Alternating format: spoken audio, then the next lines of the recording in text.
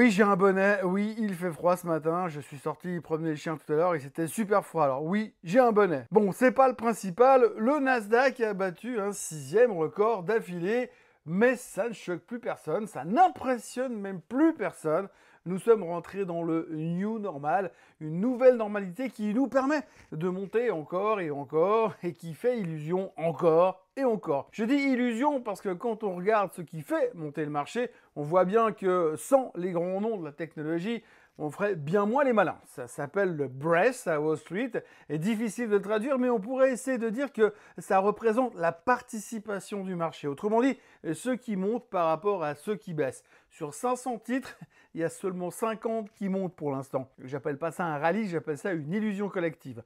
C'est un peu le bilan de la séance d'hier. Le marché monte, mais pas avec tout le monde. Il faut dire que l'activité est encore très calme en ce lundi. Enfin, c'était très calme en ce lundi. Et ça faisait un peu penser à un dimanche qui aurait quand même décidé de travailler. Il faut dire que la Fed est en black period avant le prochain FOMC meeting agendé pour la semaine prochaine, que Trump n'a pas réussi à nous sortir un truc qui booste la volatilité et ou de se fâcher avec quelqu'un. Et pour terminer, il n'y a pas de chiffre économique ou presque, surtout pas le lundi. Et les grosses publications du trimestre s'étaient encore accordées un jour de plus avant d'attaquer la semaine. Autant vous dire qu'il fallait de la volonté pour se lever ce matin et vous faire cette vidéo. Bienvenue dans ce Morning Bull Live, nous sommes le 22 juillet 2025. Je suis Thomas Veillet et oui, j'ai un bonnet parce qu'il fait froid.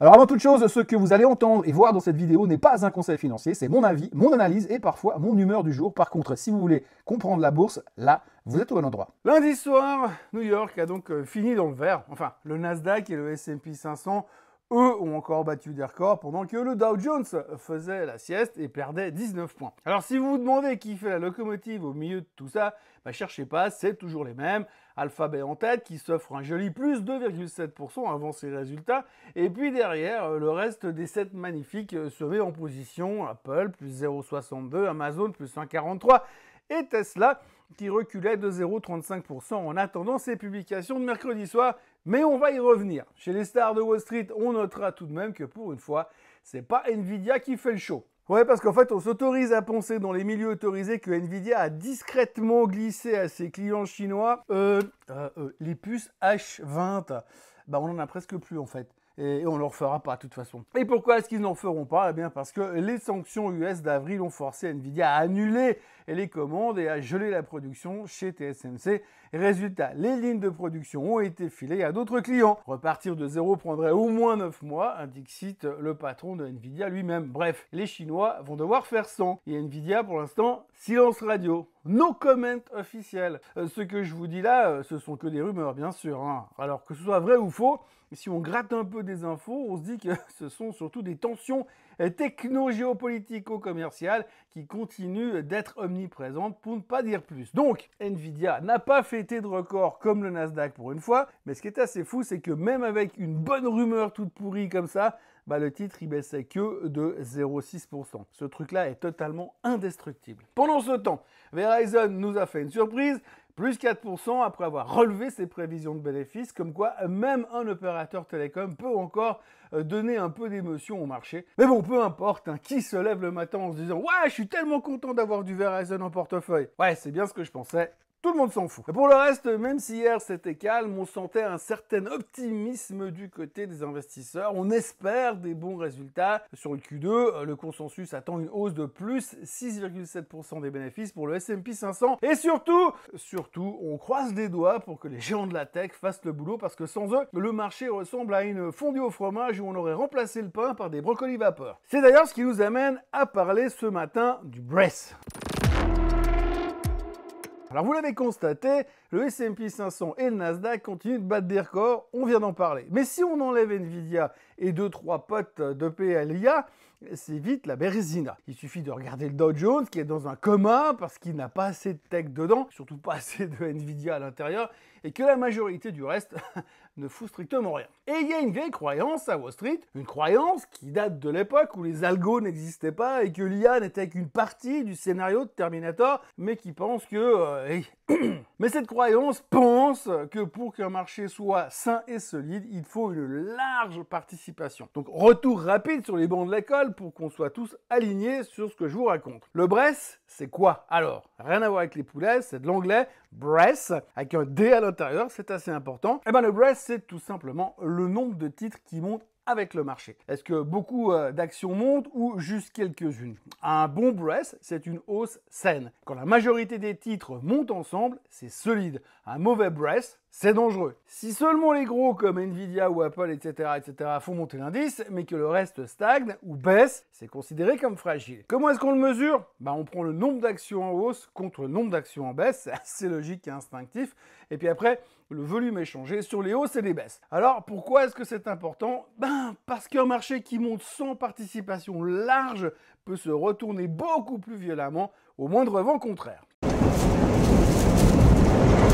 En clair, le BRES, c'est vérifier si tout le monde grimpe ou juste les stars. Et s'il n'y a que les stars qui brillent, le marché peut vite se prendre les pieds dans le tapis. Donc maintenant qu'on est au courant du principe, on peut tous se rendre compte que la séance d'hier était grotesque. Le S&P montait, soit, mais à peine 10% des titres étaient en hausse. Un record de déséquilibre qu'on n'a pas vu depuis 2001. Alors vous avouerez que ça pose quand même quelques questions. Non, parce que si l'on croit ce que je viens de vous expliquer, il vaudrait mieux qu'on ne se prenne pas une petite mauvaise nouvelle dans les oreilles avec un petit profit warning chez des Max 7, sinon ça va faire mal très très vite. Et comme disent des pros, le marché fatigue, les signaux de surchauffe s'accumulent et le système approche d'un point de rupture. Alors pas encore le crash, bien sûr, parce qu'on sait tous que le crash annoncé ça n'existe pas, mais assez pour te donner envie de rester assis sur ton cash. Parfois, il faut reconnaître que ne rien faire, c'est déjà bien faire. Donc hier, avec une participation toute pourrie, le S&P et le Nasdaq ont affiché de nouveaux records. Les marchés du vieux continent ne foutent strictement rien en attendant les décisions du couple royal européen, von der Truck et Macron, au sujet de la réplique anti-américaine qui devrait être déployée d'ici la fin de la semaine. Côté géopolitique, vous l'aurez compris, la menace des droits de douane version Trump plane toujours. Entrée en vigueur prévue le 1er août, on sait tout, sauf si un accord commercial magique sort du chapeau. Le secrétaire au commerce Howard Lutnick dit qu'un deal avec l'Europe est en bonne voie.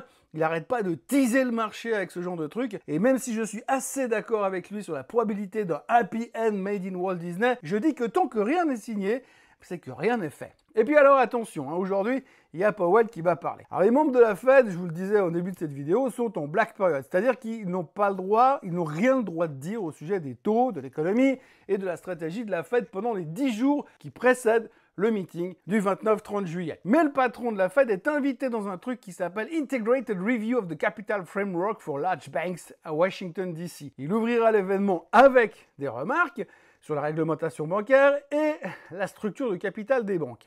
A priori, rien à voir avec la baisse des taux attendue par le marché et exigée par Donald Trump. Mais on va quand même scruter son discours au cas où il lance des bouées à la mer, ou s'il laisse traîner des cailloux comme le petit pousset, ou il laisse des indices à droite à gauche, on ne sait pas, des trucs en petits caractères en bas du discours, on verra bien. Ensuite, Jérôme sera silencieux jusqu'à mercredi prochain, jour où il viendra dire qu'il garde les taux inchangés, juste avant de mettre les mains devant sa bouche en disant « pas les dents, pas les dents !» en attendant la prochaine insulte du président américain. Pour le reste, le marché se concentre donc sur les chiffres à venir, et s'il y a un chiffre que l'on regardera attentivement, parce que c'est toujours un événement, c'est les chiffres de Tesla qui sortiront après la clôture de mercredi soir. Comme à chaque fois avec Tesla, chaque publication des résultats, c'est un épisode de série Netflix, et l'épisode du deuxième trimestre 2025 s'annonce croustillant. Mais tout d'abord, revenons sur les attentes. Le bénéfice par action attendu est à 0,39, le chiffre d'affaires estimé c'est 22 milliards.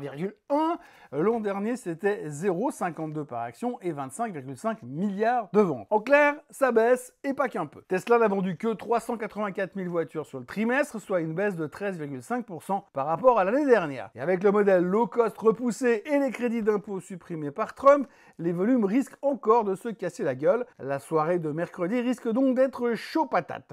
Mais on va pas se mentir, on attend tous le gros morceau, les annonces sur l'IA, les robots taxis et les robots humanoïdes. Tesla a déjà lancé son service de robotaxi à Austin et veut vendre des humanoïdes en 2026. Mais on attend plus. Toujours plus, histoire de relancer la bonne vieille punchline sur Tesla qui dit « Tesla, c'est pas que des voitures !» Côté régulation, c'est pas la joie non plus. Plus de crédit d'impôt fédéral. La Californie n'a plus le droit d'imposer ses propres normes anti-pollution. Mauvais pour les ZEV, les crédits qui rapportaient gros. Alors les ZEV crédits, c'est le business où tu gagnes de l'argent en ne polluant pas ou en laissant les autres polluer à ta place. ZEV, ça veut dire Zero Emission Vehicle. Et pendant ce temps, Musk joue son one-man show, bien sûr. En mai, il quitte Washington, il se frite avec Trump, il lance un nouveau parti et ce week-end, il annonce qu'il dort de nouveau dans ses bureaux. Je vous cache pas, au sujet des chiffres de Tesla, l'ambiance est un peu tendue. Tesla vaut toujours 180 fois les bénéfices 2025, une valorisation qui ne repose que sur la foi en Elon Musk. Et la foi, c'est bien, mais ça remplit pas les carnets de commandes.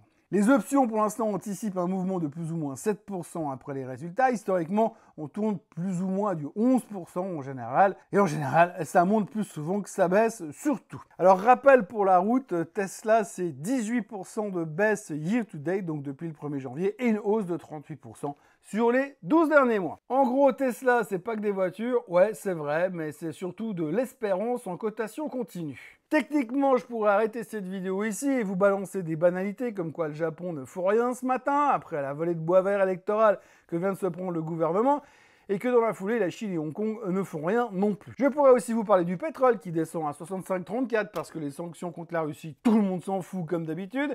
Je pourrais aussi vous dire qu'aujourd'hui, on attend les publications de SAP, Coca, Philip Morris, Halliburton, Texas Instruments et Dassault Aviation et qu'il n'y aura pas de chiffres économiques aujourd'hui et que pour l'instant, les futurs ne foutent strictement rien. Mais j'ai plus envie de conclure cette vidéo avec un petit truc dont je voulais vous parler. C'est le Nasdaq qui fait la fête comme en 1999 et comme en 1999, ça pourrait finir en larmes. Depuis 60 séances, le Nasdaq 100 clôture au-dessus de sa moyenne mobile des 20 jours. Un record qu'on n'a plus vu depuis février 99. À l'époque, c'était la bulle Internet, les boîtes sans chiffre d'affaires et les IPO de sites pour vendre des grille-pains online. On connaît la suite. Enfin, moi je la connais en tous les cas. Et d'ailleurs, certains experts commencent à sonner l'alarme parce qu'il y a des penny stocks qui explosent sans raison. Prenez le cas d'Opender, plus 42% en une journée. Le retour des actions storytelling, en gros des belles histoires, mais rien de fondamental derrière, pas de bénéfices. Et une montée en flèche des titres viraux sur Reddit, X, TikTok et compagnie. Tout le monde veut profiter de la hype. Techniquement, le Nasdaq est en super forme, plus 23% depuis le mois d'avril, mais cette montée en ligne droite, trop propre, presque trop parfaite, commence quand même un tout petit peu à puer l'euphorie. Ce genre de rallye prolongé, c'est souvent le calme avant la tempête. On ne sait jamais combien de temps une euphorie va durer, ça peut durer très longtemps, mais quand même c'est un signe de méfiance. On se souviendra quand même qu'en 1999, après une série similaire, 77 jours au-dessus de la moyenne mobile des 20 jours, le marché a quand même continué à grimper. Mais un an plus tard, c'était le carnage. Oui, les boîtes du Nasdaq 100 aujourd'hui sont plus rentables qu'en 1999. Je sais, ils gagnent de l'argent, contrairement à 1999. Je sais, mais le comportement des investisseurs, FOMO, spéculation, réseaux sociaux, eh ben lui, il fait sacrément écho à l'époque .com.